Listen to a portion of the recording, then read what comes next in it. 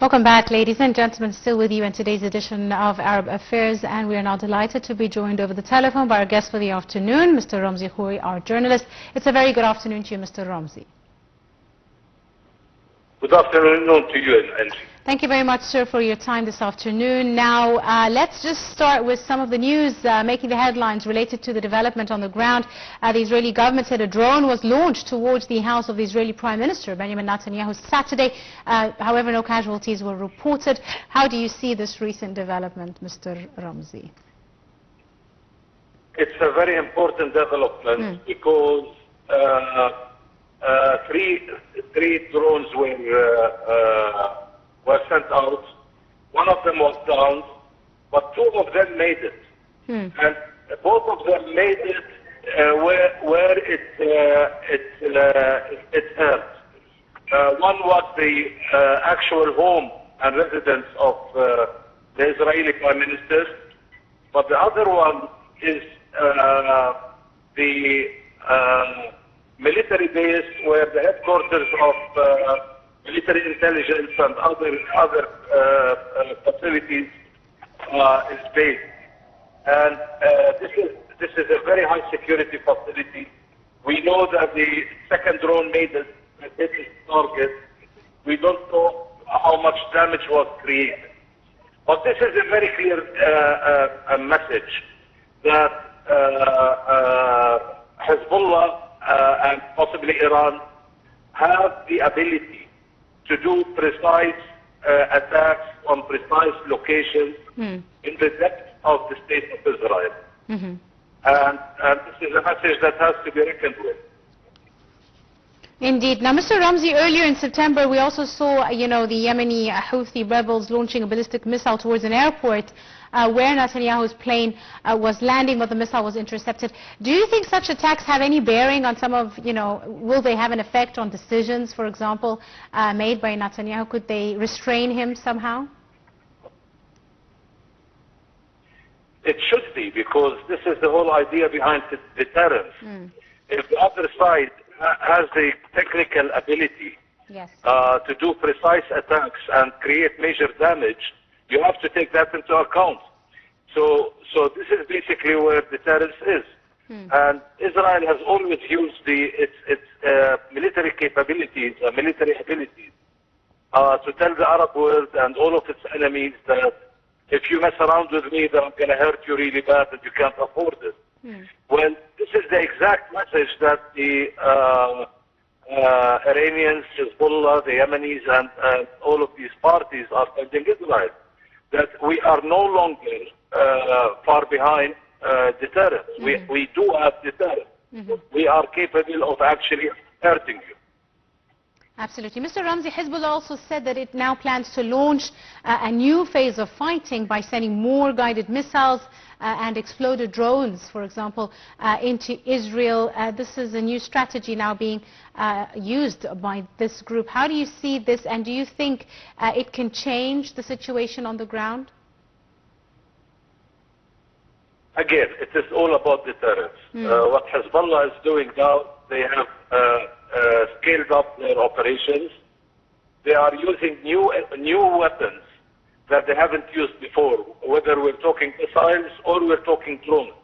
These drones that are precision drones that Hezbollah is using today, they've never been used before. Hezbollah has been sending out a lot of drones, but the previous drones were much lower ability. They were not so high on the technical level. The new drones are drones that are very similar to what Israel has in terms of drones. So if they are able to create that kind of deterrence, then this could actually lead to a ceasefire, because Israel can't afford to continue.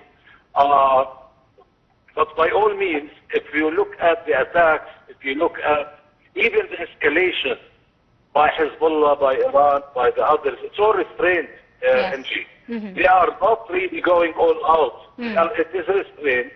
They are talking about taking it step by step, all depending on what Israel decides to do.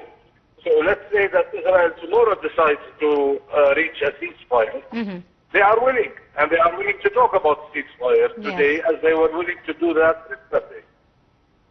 Absolutely, Mr. Ramzy. Now, on the ground, back to Gaza, at least 33 people were killed and 85 wounded in Israeli strikes that hit several homes and refugee camps, and residents said tanks blew up roads and homes for several of the Palestinians. Now this, again, we are seeing further bombardment, further attacks, and further humanitarian atrocities on the ground in the Gaza Strip. Also, several hospitals have complained that they're running out of fuel, out of medical supplies, out of food, and they've called for these things to be sent immediately to the hospitals, especially that are being overwhelmed by a great number of patients and injuries. How do you see this latest development, and again, this issue of sustainable supplies being delivered in a sustainable manner is really a top priority now for Gaza? This is the General's project, what is described by Israelis as the Deterrence project that is being implemented. Basically, just like we saw Hezbollah escalate, what Israel is doing is they have escalated their genocide project. What they are doing in the north of Gaza is a direct operation that is designed to empty the land of all inhabitants. So basically the Palestinian will either be killed, the civilian will either be killed by the Israeli military, or they will die of hunger and lack of medicine, or they have the option to actually immigrate south and hand over the north of Gaza to Israel, empty of Palestinians. So this is now an escalation in genocide. And Israel has not been as genocidal as it has been in the past few days in the north of Gaza. They are attacking people, especially refugees, where they're living under tents. They're burning them alive. They're killing them. They're attacking children in specific. And this is basically what Israel is doing now. And the Gazans have come out yesterday and ask the world to act immediately, because if there is no action and Israel is not stopped, the Palestinians in the north of Gaza will be massacred in bulk.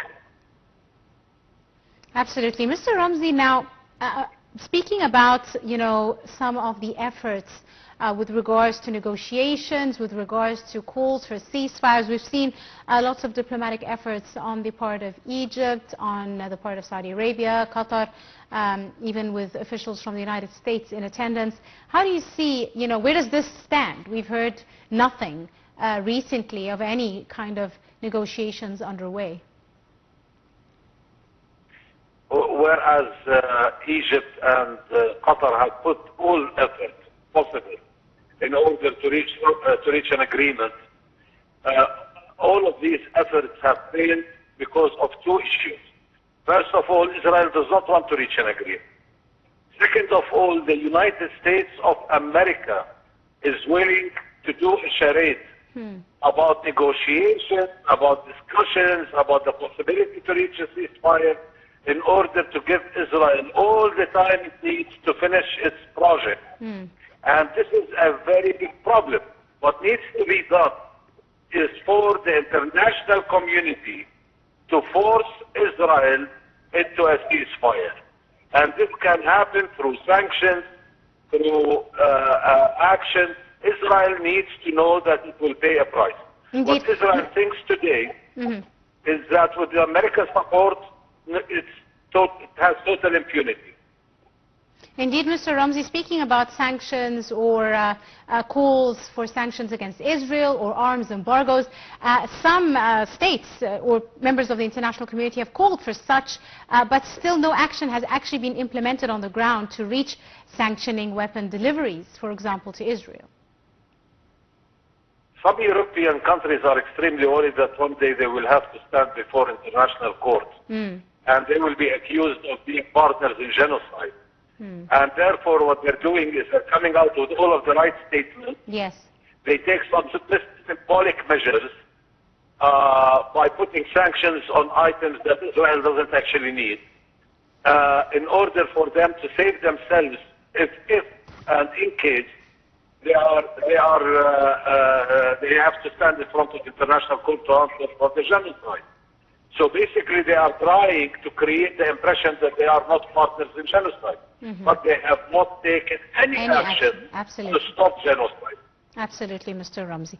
Speaking about the United States presidential elections just around the corner, do you see a possibility of a change after the presidential elections in the United States? Do you see, regardless of who wins, any kind of change with regards to their policy when it comes to Israel?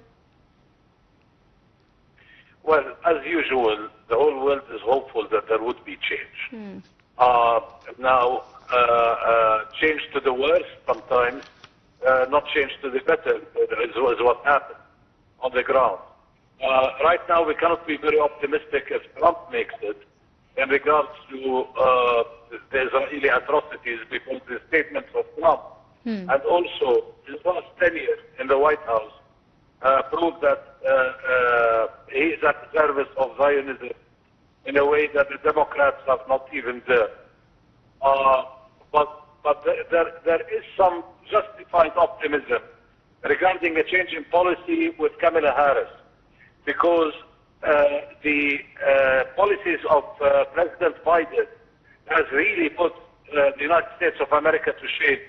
And the United States of America has paid a very big price for its blind support of Israel during the genocide. So basically, and I think that there were lessons learned. So it is a possibility that there could be a change to the better from that perspective. And of course, you always have to wonder what the deep state in America is thinking, and how much of a price the deep state in America is willing to pay in order for Israel to achieve its goals. And that is more important, Inji, than who is the President of the United States, by the way. Absolutely. On that note, I'm afraid we've run out of time. I'd like to thank you very, very much, Mr. Ramzy Khoury, our journalist and our guest. I'd like to thank you, sir, for your time and your insights and for joining us this afternoon. And with that, ladies and gentlemen, we wrap up today's edition of Arab Affairs. You're in the company of myself, Angie Meher. Many thanks for watching.